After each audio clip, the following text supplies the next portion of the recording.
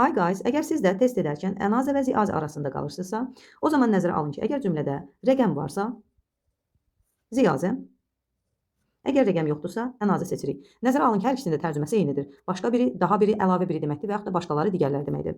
Əgər cümlədə rəqəm varsa dedik, baxın, məsəl üçün deyirəm ki, I don't like this film. Mən bu filmi sevmirəm. Let's watch another one. Gəl, digərini izləyək. Gördüyünüz kimi burada heç bir seçim yoxdur. I have two films. One is romantic. The other is action. Gördüyünüz kimi iki film arasında seçimdə qalıb.